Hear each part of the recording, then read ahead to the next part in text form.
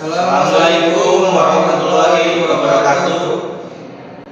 Izin memperkenalkan diri, nama saya Arma Yoga, FPF 2173205 dan didampingi teman saya sebelah kanan saya. Nama saya Ihsan Zulfikri, NPM 217320015 dan kawan saya yang di sebelah kiri. Maka nama saya Arif Yunam Budiarto, NPM 2173-2004. Di sini kami akan menjelaskan tentang pengendalian dan penilaian risiko K3.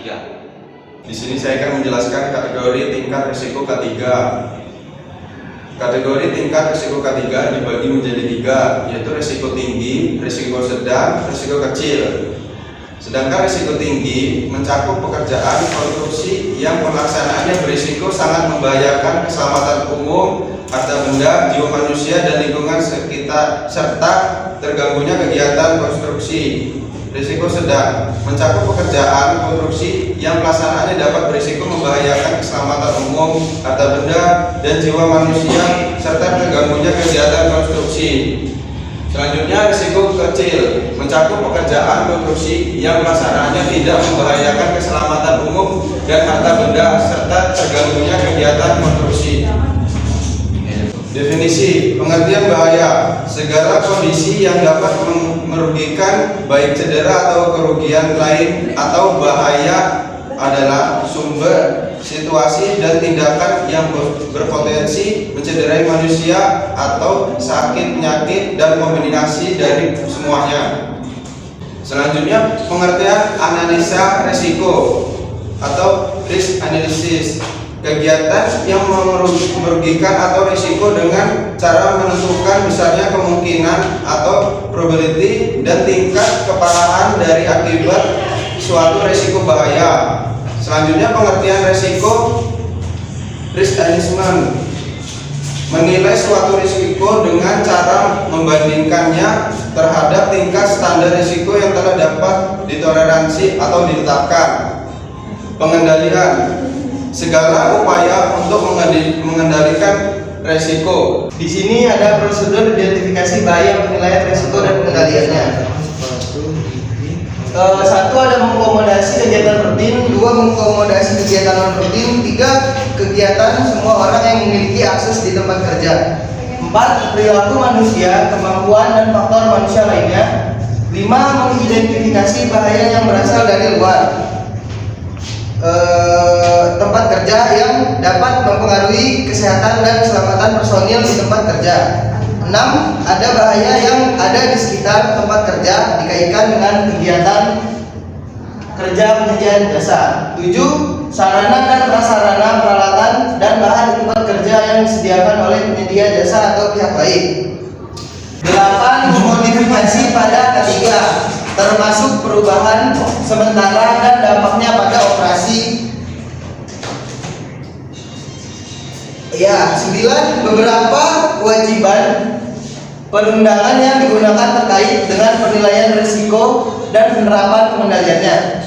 10. Desain lokasi kerja, proses instalasi mesin, prosedur operasi, dan instruksi kerja termasuk penyesuaian terhadap kemampuan manusia. Di sini kami menyediakan contoh identifikasi bahaya atau penilaian risiko dan pengendaliannya. Di sini kami mengambil contoh dari kelas listrik. Di sini identifikasi bahayanya yaitu yang pertama ada kebakaran dan luka bakar karena percikan. Yang kedua ada cahaya yang membuat iritasi mata. 3. Ada juga kebocoran arus listrik. Dan yang keempat ada uap atau asap pelat. Di sini pengendalian risiko dari kebakaran dan luka bakar karena percikan yaitu yang pertama mengatur jarak saat melakukan pengelasan. Yang kedua menggunakan APD sarung tangan.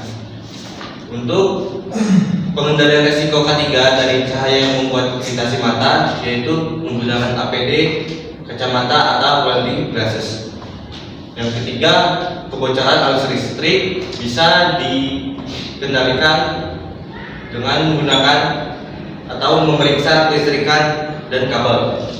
Kemudian yang keempat, uap atau asap pelas pengendaliannya dengan menggunakan APD masker. Di sini tingkat resiko. Untuk mencari tingkat resiko yaitu dengan mengkalikan tingkat keparahan dikali dengan tingkat kemungkinan. Contohnya, apabila tingkat keparahannya atau konsekuensinya 2, tingkat kemungkinannya 5, jadi 2 kali 5 sama dengan 10, berarti sedang. Tingkat 1 sampai 4 itu tingkat yang rendah.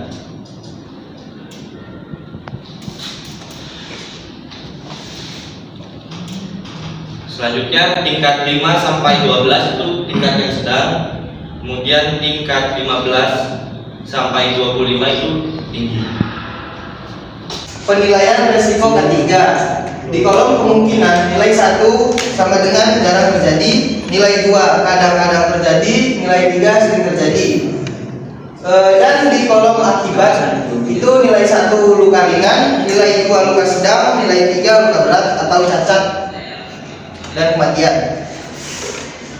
Di sini ada pengendalian risiko.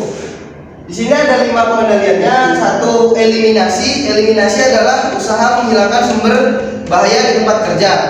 2. Substitusi adalah mengganti dengan metode yang lebih aman atau material yang tingkat bahayanya lebih rendah. 3. Rekayasa teknik adalah melakukan modifikasi teknologi atau peralatan guna menghindari terjadinya kecelakaan.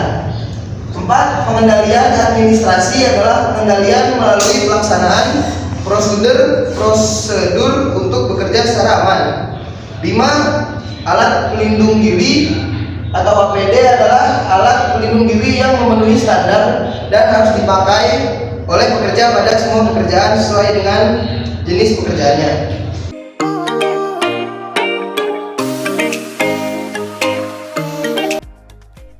Yang pertama adalah memakai baju yang sesuai untuk melindungi diri dari percikan-percikan api pada saat proses pengelasan. Kemudian yang kedua adalah memakai sepatu safety. Sepatu safety ini berguna untuk melindungi kaki dari semburan bunga api, terak, dan kejatuhan dari benda. Sepatu safety terbuat dari bahan kulit yang ujungnya dilengkapi dengan besi untuk menahan beban hingga 2 ton. Yang ketiga adalah baju las atau apron.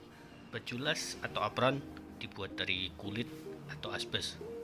Baju las yang lengkap dapat melindungi badan, sebagian kaki, dan lengan dari semburan bunga api pada saat proses pengelasan saat berlangsung. APD selanjutnya adalah pelindung lengan. Pelindung lengan ini berfungsi untuk melindungi lengan dari semburan bunga api atau percikan-percikan api pada saat proses pengelasan sedang berlangsung, agar kita selalu terhindar dari yang namanya kecelakaan kerja. Kemudian APD selanjutnya adalah sarung tangan. Sarung tangan ini berfungsi untuk melindungi kulit tangan dari luka bakar. Bagian dalam sarung tangan harus dilapisi bahan katun untuk menyerap keringat pada tangan agar terhindar dari bahaya listrik. Lalu selanjutnya kita harus memakai pelindung muka. Pelindung muka ini digunakan untuk melindungi seluruh muka terhadap luka bakar sebagai akibat dari cahaya busur, percikan api, dan lain-lain yang tidak dapat dilindungi dengan hanya memakai pelindung mata saja. Setelah memakai semuanya, kita dapat langsung memulai proses pengelasan. Kemudian, karena prinsip pemilihan APD salah satunya adalah tidak menimbulkan gangguan bagi si pengguna, maka pada saat melakukan gerindra material dapat mengganti sarung tangan yang cocok agar dapat memudahkan dalam proses gerindra material pengelasan. Yang terakhir, jangan lupa untuk memakai pelindung muka agar terhindar dari busur api pada saat melakukan pengerjaan gerindra. Setelah semua terpakai, kita dapat melakukan pengerjaan gerindra material pengelasan dengan aman dan nyaman. Sekian penjelasan yang dapat kami jelaskan. Kurang lebihnya minta maaf. Terima kasih. Wassalamualaikum warahmatullahi wabarakatuh.